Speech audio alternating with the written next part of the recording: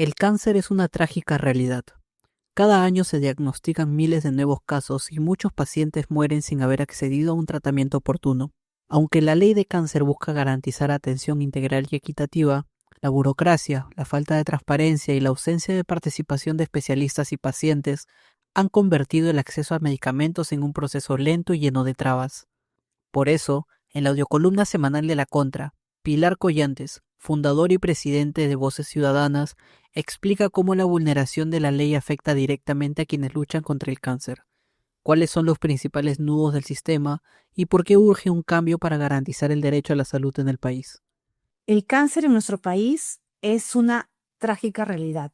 Estudios de Globocán del año 2020 estiman que este año, en el 2025, en el Perú tendremos 80.000 nuevos casos de cáncer, es decir, 219 nuevos casos cada día. Se estima que van a morir 41.000 peruanos y peruanas por cáncer. Esa es la realidad. Son estimados importantes de un referente muy importante como es Globocán. Por otro lado, ¿qué cosa está pasando en el Perú? La ley de cáncer 31336, que fue promulgada el año 2021 y que su reglamento de la misma fue publicado en marzo del 2022, colocaba en el centro al titular de derecho, a los ciudadanos y las ciudadanas. Pero ¿cuáles son las barreras para acceder a los tratamientos oncológicos que vemos en nuestro país? Tenemos por un lado el diagnóstico oportuno y de calidad. Quiere decir el tiempo en que una persona puede acceder a este diagnóstico y que además sea referido al hospital donde pueda ser tratado, porque este diagnóstico puede ser en el primer nivel de atención, pero luego tiene que ir a una atención de mayor complejidad.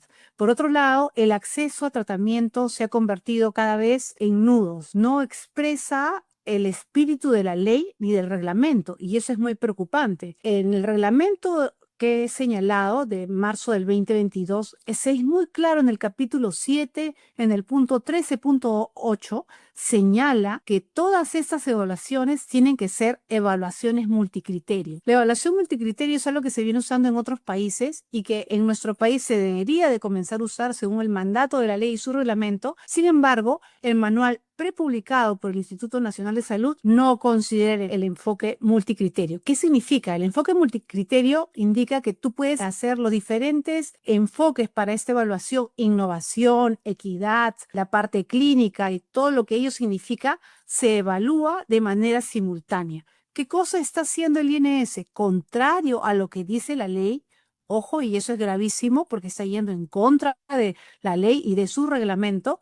Quiere mantenerlo de manera secuencial, es decir, que sea un embudo. Para muestra, un botón. Se han evaluado al momento 88 medicamentos, terapias oncológicas. De esas 88, 60 han sido rechazadas y solamente 28 recibieron con recomendación favorable. Pero el asunto no queda ahí, es más grave. Tratamientos que fueron evaluados y aprobados por el INEN, por el Instituto Nacional de Enfermedades Neoplásicas. Escuchemos bien, el INEN, el ente más especializado en el que todos los peruanos, si en algún momento tuviéramos un diagnóstico, nuestro primer referente va a ser el INEN. Pues resulta que esto que ya ha sido no solamente aprobado, utilizado por el INEN en vida real con sus pacientes y también en el resto de hospitales del Ministerio de Salud, pues resulta que ahora el INS, que es el que lidera la RENETSA, ha decidido que varios de esos tratamientos los ha rechazado. Y la realidad es que si tú hablas con los pacientes en Huancayo, en Arequipa, y claro, sus médicos no pueden hacer nada porque ya les pusieron el candado y dicen no. La pregunta es ¿cómo? ¿Qué criterio han podido tener que vaya en contra? Primero, que los derechos no son retroactivos. Y segundo, habría que hacer, la verdad es que es urgente, una suerte de auditoría porque resulta realmente descabellado que tratamientos que ya se habían utilizando y que teníamos que utilizar un reglamento para su eficiencia, resulta que estamos retrocediendo. Por otro lado, también, ¿cuál es la barrera que tenemos? Que tanto los oncólogos médicos clínicos como los representantes de las organizaciones de pacientes en estas evaluaciones de tecnología sanitaria, como decía, son un embudo, no participan desde el inicio. Es una cosa rarísima, surrealista. Es decir, los metodólogos, los economistas o quienes consideren que están ahí en este comité son los que se encargan de la primera y la segunda fase y luego se le llama al oncólogo clínico y al representante del paciente en la última fase de liberación. Es decir, después que ellos ya filtraron por este modelo que han creado, que como repito, no es un modelo multicriterio, y eso es sumamente grave. Estos datos, aquí como dicen, dato mata relato. Entonces, frente a lo que puedan decir que hay un enfoque multicriterio, nos damos claramente cuenta que acá lo que está pasando es que el propio Estado, esto es, a través del Instituto Nacional de Salud, están vulnerando la propia ley y vulnerando los derechos de los ciudadanos y ciudadanas. Y es por eso que cuando ellos hicieron la prepublicación, enviamos un documento, también lo hicieron las sociedades científicas, por supuesto, señalándole todas las organizaciones de pacientes y de la sociedad civil de manera conjunta. Y por ello tuvimos una reunión este viernes en el Instituto Nacional de Salud, pero oh, sorpresa, la verdad, no fueron gratas las noticias, nos dijeron que así iba a estar, que lo iban a publicar, que nos teníamos que sentir agradecidos, que era un avance, no entendíamos de qué avance hablaban en verdad, que no estaban obligados a prepublicar, y esa es otra cosa en la que tampoco sí se han ajustado a lo que dice la ley, porque según el Decreto Supremo 009 del 2024, todos los proyectos de normas jurídicas se deben de ser publicados, pero son proyectos, no dice las normas, sino los proyectos de norma. Por tanto, era de obligatoriedad la publicación de este manual. Desde que se aprobó el reglamento en marzo del 2022, estamos a más de 3 años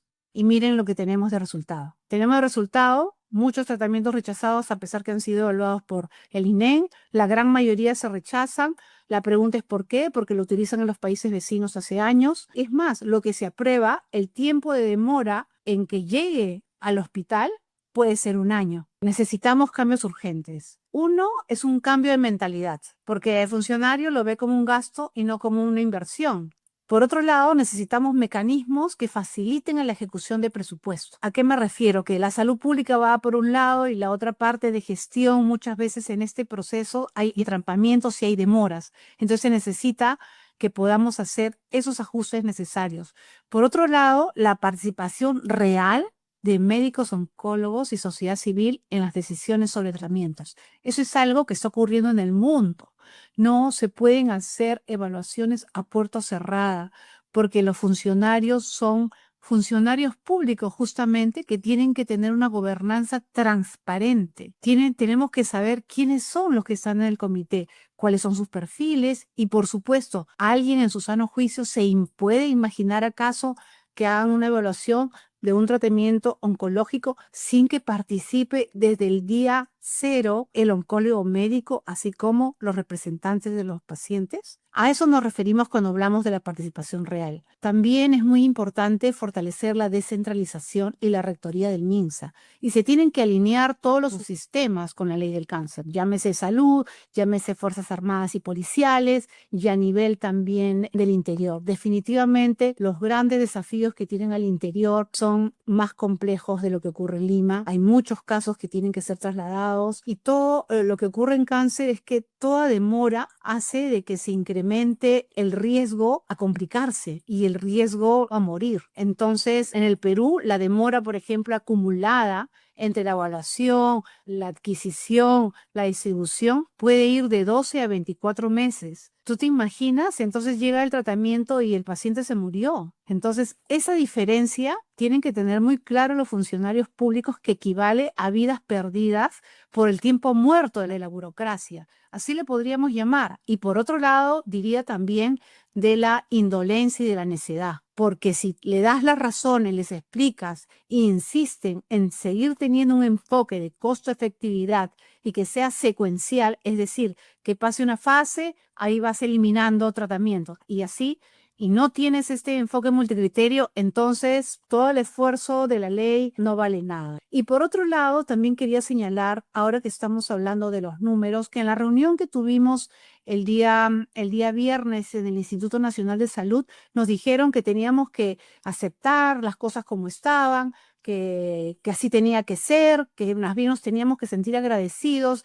que no habían recursos. Entonces, la pregunta que uno se hace, si el Estado peruano sustenta esta demora y falta de provisión en la falta de presupuesto, pero irónicamente van a adquirir 24 aviones de combate por más de 3.400 millones. Quisiera señalar que la prevalencia de la demora burocrática, si le pudiéramos llamar, y asignarla como un indicador en la asignación de estas evaluaciones de tratamientos innovadores que ya estamos tan atrás y que, por ejemplo, no esté la presencia, no forma parte de la RENETSA, el INEC no forma parte. Está DIGEMIT, está Salud, pero no está el INEC.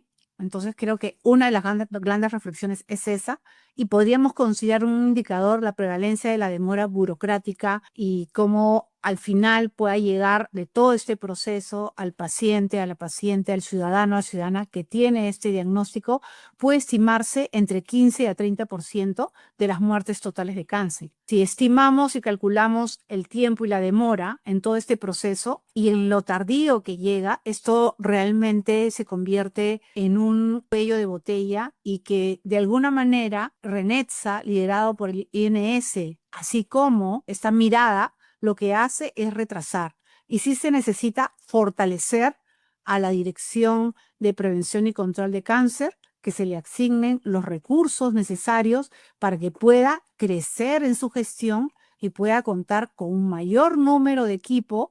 La verdad que hasta físicamente, logísticamente, no cuenta con todo lo necesario dado la magnitud de este problema, ¿no? La importancia de los nuevos medicamentos oncológicos son centrales, porque los nuevos tratamientos no son un lujo, son la diferencia entre vivir y morir antes de tiempo. Los nuevos tratamientos, las inmunoterapias, mejoran la supervivencia y la calidad de vida. Eso es sumamente importante. Disminuyen los efectos secundarios, tienen una serie de características según señalan los especialistas. Aquí hay algo importante. En realidad, muchas veces lo que mata no es solo en cáncer, sino un sistema de salud lento e inaccesible. Los peruanos y peruanas tenemos derecho a recibir la misma atención integral que muchas veces reciben en otros países. Y es muy importante, y aquí quisiera hacer un llamado a la ciudadanía, porque justamente hemos visto que hay un grupo de ciudadanos y ciudadanas y muchas organizaciones que se están sumando, la verdad indignados, son pacientes indignados y preocupados por lo que hemos estado conversando, que están llamando a suscribir firmas para solicitar al Congreso y a las autoridades que ese manual debe ser mejorado, que no es posible que el Perú esté tan atrasado, que los ciudadanos y ciudadanas tenemos derechos, que las tomas de decisiones que hacen, las hacen sobre recursos que son de todos y todas las peruanas, sobre todo en particular los que están en el interior, pero en Lima también es un drama. Ahora, la frecuencia de los avances y la rapidez de la incorporación, eso es algo que dada la magnitud y el impacto que tiene el cáncer en el mundo, eso hace que haya mucha investigación al respecto y cada año surgen múltiples nuevas terapias y combinaciones oncológicas. Hay países líderes donde las guías de práctica clínica se actualizan cada 6 meses. En el Perú eso toma años. Por ejemplo, si las hace el INS, no llama a los oncólogos desde el inicio. O sea, el oncólogo no solamente es que tenga la voz, tiene que tener el voto, porque es el que tiene la experticia, es el que tiene la casuística, es el que conoce al paciente, el que lo acompaña en todo su proceso. Y por eso es tan importante su presencia. Eso ha sido todo por lo de Columna de esta semana. No olvides compartir este video, darle like y comentarnos qué tan accesible crees que es la atención contra el cáncer en el Perú. Recuerda que puedes tener acceso anticipado a nuestras audiocolumnas, además de contenido exclusivo, uniéndote a nuestro Patreon en el link de la descripción, o convirtiéndote en miembro de nuestro canal de YouTube en el botón unirse aquí abajo.